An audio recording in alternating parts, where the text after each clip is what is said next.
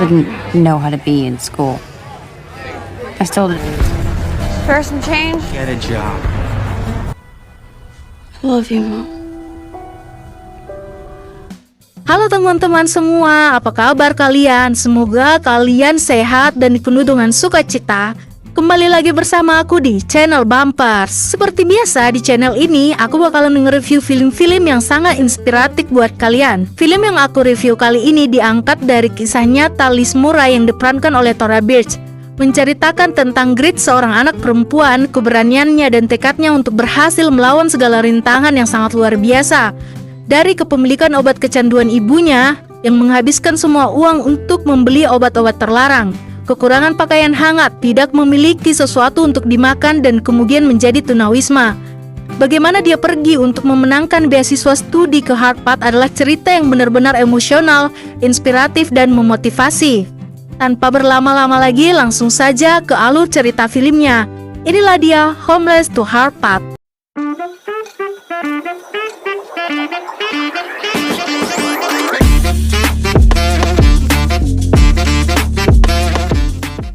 Film ini dimulai dengan ibu Liz yang bernama Jenny merampas uang $100 dari kakak Liz yang bernama Lisa. Uang itu merupakan uang untuk bertahan hidup beberapa hari, bahkan mungkin beberapa bulan ke depan untuk Lisa dan juga Liz. Liz dan Lisa mencoba meyakinkan Jenny bahwa uang itu untuk biaya hidup mereka. Namun Jenny yang sudah sakau tidak bisa lagi berpikir sehat untuk semua itu. Mereka berebutan dan membuat rumah mereka menjadi sangat berantakan. Sementara sang ayah si Peter tidak memperdulikan semua kekacauan itu dan hanya membaca bukunya dan menjawab soal-soal yang ada di tangannya. Was devised by this Swedish naturalist. Who is Carl Linnaeus? Who is Linnaeus? Linnaeus is correct. Liz yang melihat ibunya kesakitan akibat sakau akhirnya memberikan uang itu. Ketika Jenny berhasil mendapatkan uang itu, si Peter menemani si Jenny untuk membeli obat-obatan terlarang. Sudah bisa terbayangkan kondisi yang sangat buruk bagi seorang anak perempuan yaitu Lisa. Beberapa hari kemudian, polisi dan petugas kesehatan mendatangi rumah Liz untuk membawa si Jenny ke rumah sakit agar mendapatkan terapi untuk ketergantungan obat-obat yang dia pakai.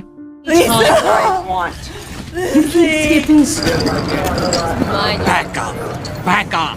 From being a good mother to somebody else, she just didn't have.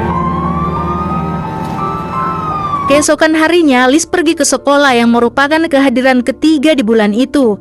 Liz di sekolah menjadi bahan ejekan teman-temannya karena bau badannya. Pakaiannya tidak pernah diganti dan Liz ini jarang mandi. Bahkan ketika akan diadakan tes, guru akan menarik kembali soal yang dibagikan karena yakin Liz tidak akan mampu menyelesaikan soal. Namun Liz ini berhasil meyakinkan guru bahwa soal tidak terlalu susah dan dia dapat mengerjakannya. Di akhir kelas, guru menahan Liz Murray sejenak untuk memberi beberapa potong pakaian bekas dan mengingatkan untuk mandi. Guru juga memberikan hasil tes yang tertulis dengan nilai 100, sangat sempurna. Guru ini juga jadi penasaran dan bertanya bagaimana dia bisa menyelesaikan soal tes padahal dia ini jarang ke sekolah. Liz menjelaskan kalau dia diberikan satu paket ensiklopedia yang dipungut dari tempat sampah seorang wanita tua bernama Eva yang merupakan tetangganya. Dia sudah membaca semuanya kecuali ensiklopedia yang ada kode RS-nya. Ketika Liz pulang, dia memperlihatkan nilainya dengan bangga kepada Eva yang telah memberinya ensiklopedia. Eva berpesan supaya dia jangan menjadi anak yang bodoh dan menginfokan kalau ibunya sudah kembali. Mendengar ibunya telah kembali, Liz sangat senang dan dia berlari ke rumahnya untuk bertemu dengan ibunya dan memperlihatkan hasil tesnya yang sangat sempurna. Liz sangat bahagia bisa berkumpul kembali dengan ibunya yang berangsur mulai terlepas dari obat-obat terlarang. Namun kembali Liz harus dihadapkan dengan kondisi sulit. Ibunya divonis mengidap HIV dan dia akan pindah ke rumah kakeknya. Karena kondisi ayahnya seorang pengangguran dan rumah yang sangat kotor, berantakan dan tidak terurus dan juga laporan dari sekolah kalau Liz tidak pernah ke sekolah, akhirnya petugas dari dinas sosial memutuskan untuk mengirim si Liz ini ke tempat penampungan anak-anak. My grandpa's responsible. My grandpa will take me to my school, please. Don't make a fuss. Buzzed in. Di tempat ini kondisinya jauh lebih buruk. Dia sekarang menjadi korban bulian senior-senior di penampungan itu. Dia juga beberapa kali harus melihat tindakan penyiksaan, bahkan usaha penghabisan dari sesama penghuni penampungan itu. Tidak tahan dengan kondisi di penampungan itu, akhirnya Liz kabur. Dia menyusul ibunya ke tempat kakeknya. Di rumah kakeknya, si Liz ini mulai menikmati kebersamaan bersama ibunya. Dia juga mulai bergabung dengan teman-teman di sekolahnya.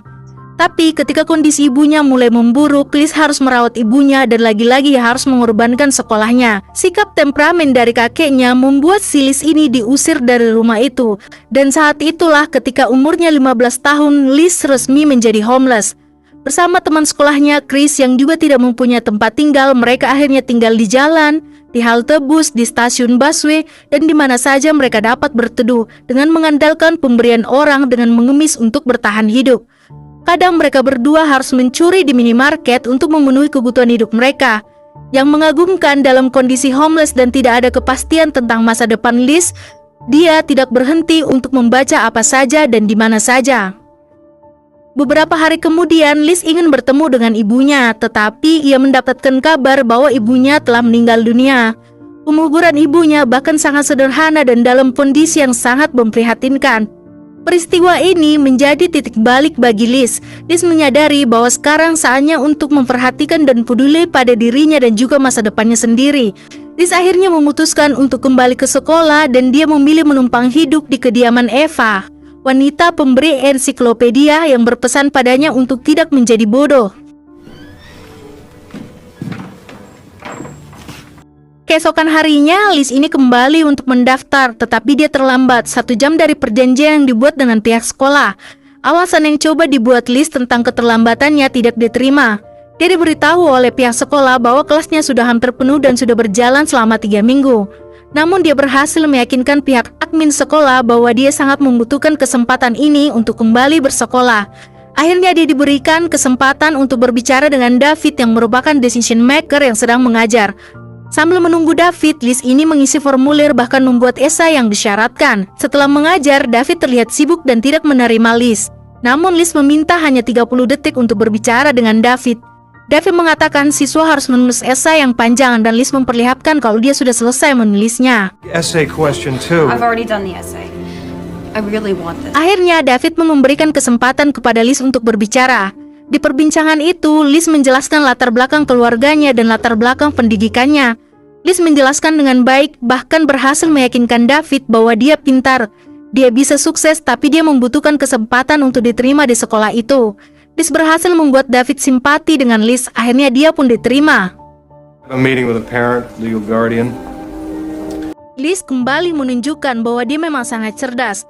Bekal pengetahuannya dari sering membaca membuatnya bisa menjawab soal-soal yang diberikan di kelas dan membuat David selaku guru ini terkagum. Suatu hari siswa bertanya mengapa mereka tidak menggunakan textbook dalam belajar melainkan hanya paper. Tetapi David balik bertanya kepada siswanya menurut mereka mengapa kelasnya tidak menggunakan textbook dalam belajar. Jawaban salah satu teman Liz adalah karena textbook terlalu berat untuk dibawa. Jawaban lainnya adalah karena sekolah tidak mampu membeli textbook yang harganya mahal. Tidak puas dengan jawaban kedua siswanya, David pun melemparkan sebuah textbook kepada Liz dan bertanya apa yang dilihat dari textbook itu. Liz pun menjawab bahwa yang dilihat adalah kata-kata dari seorang autor, dan bedanya dengan paper yang dia pegang adalah paper itu kata-kata banyak penulis.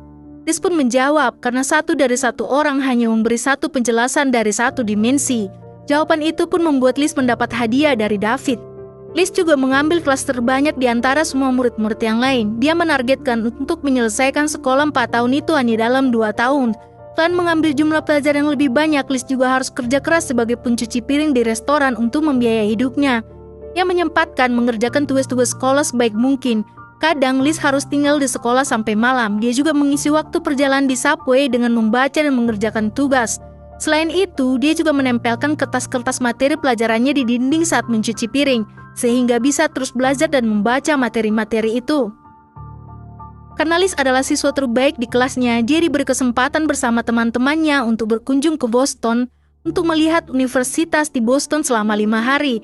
Liz terpilih sebagai nomor 1. Di Harvard University, semua murid tercengang dengan kampus top dunia itu. David memberi motivasi bahwa Liz bisa kuliah di Harvard dan itu bukan hal yang tidak mungkin. Sepulang dari Harvard, Liz memeriksa semua brosur yang menginformasikan tentang beasiswa. Donna memperlihatkan sebuah brosur dari New York Times yang akan memberikan beasiswa sebesar $12.000 setahun selama 4 tahun. Dan seperti syarat beasiswa umumnya, pelamar harus menyertakan esai singkat yang menggambarkan apa yang akan dicapai sebagai prestasi akademik yang paling signifikan. Juga menggambarkan bagaimana menghadapi tantangan atau hambatan. Dalam esainya, Liz tidak punya pilihan lain. Dia harus melakukan semua hal untuk bisa mendapatkan beasiswa itu, walaupun harus mengerahkan semua potensinya. Dia harus kuliah di Harvard untuk membaca buku-buku terbaik di sana dan mengembangkan potensi dirinya. Satu hari menjelang deadline aplikasi beasiswa tepat di ulang tahunnya yang ke-18, Liz meminta Donna memberikan stempel di aplikasi beasiswanya. Donna heran kenapa Liz telah membaca info itu 4 bulan yang lalu tapi baru akan mengirimkan 1 hari menjelang penutupan pendaftaran. Padahal beasiswa tersebut tidak mensyaratkan usia. Liz mengatakan kalau dia menunggu waktu spesial itu untuk mengirim berkas tersebut. Mungkin sebagai hadiah untuk diri sendiri. Tetapi ada alasan lain yang tidak dikatakan kepada Donna, bahwa dengan usia 18 tahun dia bebas berkata jujur bahwa dia seorang homeless tanpa ada risiko untuk dijemput oleh petugas dinas sosial karena dia tunawisma. Suatu hari, Liz pun pergi mengunjungi Lisa, kakaknya. Dia menyampaikan bahwa dia lolos untuk seleksi wawancara beasiswa di New York Times. Liz meminjam pakaian yang layak untuk dia pakai ketika wawancara nanti. Lisa pun heran gimana mereka memberikan Liz beasiswa sedangkan pengetahuan Lisa, Liz ini nggak pernah datang ke sekolah. Tak lupa kakaknya juga mengajak Liz untuk tinggal bersama. Namun Liz menolak, ia tidak mau tinggal bersama kakeknya. Adik kakak ini pun kemudian berpisah. Ketika si Liz ini mau keluar dari rumah itu, ternyata si Chris telah menunggu dia di luar. Chris meminta tolong pada Liz karena dia diusir dari group home. Tapi Liz tahu mereka nggak akan mengusir Chris karena Chris ini belum berusia 18 tahun. Liz pun menolak untuk menemani Chris lari karena dia akan diwawancara. Liz kembali mengajak Chris untuk kembali ke sekolah, tapi Chris tetap nggak mau dan mengatakan orang-orang seperti mereka nggak akan bisa masuk Harvard. Ini bukan kali pertama lagi Liz mengajak Chris untuk kembali bersekolah, namun tetap ia menolak. Oleh karena itu, Liz memutuskan untuk meninggalkan Chris dan pergi ke kantor New York Times untuk diwawancara. Di saat interview, Liz membuat semua juri terkagum padanya. Liz mengatakan bahwa semua pengalaman bersama ayah dan ibunya membuat dia bisa memahami bahwa hal-hal kecil pun bisa menghasilkan sesuatu yang baik. Dia bahkan tidak bertanya-tanya mengapa semua kesulitan itu terjadi padanya. Dia tidak bertanya bukan karena tidak peduli, tapi karena dia sudah tahu kenapa itu terjadi pada dirinya. Kalau dia tidak mengeluh, bukan berarti karena dia tidak sedih dengan itu. Hampir sepanjang waktunya dia sedih, tapi dia bisa menerima itu semua. Dia juga tahu kalau dia harus keluar dari semua itu. Salah satu pewawancara menanyakan apa masih ada yang ingin dia sampaikan. Liz menjawab bahwa ia sangat mencintai ibunya. Dan dia menegaskan lagi bahwa dia sangat mencintai ibunya. Walaupun dia seorang pecandu obat-obat terlarang dan alkohol, dia juga mengalami skizofrenia. Tapi Liz tidak akan pernah lupa bahwa ibunya juga mencintainya sepanjang waktu selama-lamanya. Liz juga kembali menegaskan kalau dia sangat membutuhkan beasiswa itu dan dia tidak bisa kuliah tanpa beasiswa itu. Jawaban itu menggugah semua juri dan memutuskan memilih Liz sebagai penerima beasiswa itu. Di akhir film, saat pengumuman, perwakilan New York Times membacakan dia mendapatkan nilai rata-rata 95 dan menjadi siswa terbaik dari 150 siswa di kelasnya. Dia menyelesaikan 4 tahun sekolah menengah atas hanya dalam waktu 2 tahun. Dan dia melakukan itu semua dikala tidak mempunyai tempat tinggal ketika ibunya meninggal dan ayahnya menjadi seorang pecandu obat-obat terlarang yang hanya tinggal di penampungan. Liz pun mengatakan, semuanya berubah, hidup saya tidak akan sama lagi dengan sebelumnya. Saya tidak tahu harus berkata apa kecuali terima kasih banyak. Salah satu wartawan bertanya kepada Liz, Liz, bagaimana kamu bisa melakukan semua ini? Apakah kamu pernah menyesal tidur di stasiun subway dan makan dari tempat sampah? Liz pun menjawab, orang tua saya menunjukkan itu. Semua menjadi bagian hidup saya dan saya merasa beruntung karena semua itu memaksa saya untuk melihat ke depan. Harus terus ke depan dan tidak balik ke belakang. Sampai saya mencapai satu titik dan mengatakan saya harus bekerja sekeras mungkin dan kemudian menunggu apa yang akan terjadi. Dan sekarang saya akan kuliah di Harvard dan New York Times yang akan membayarnya. Salah satu wartawan mengatakan, kamu memang beruntung, tetapi apakah yang ingin kamu rubah jika kau bisa melakukannya? Dengan menahan air mata, Liz menjawab, "Ya, kalau ada yang bisa saya rubah, saya ingin keluarga saya kembali seperti semula."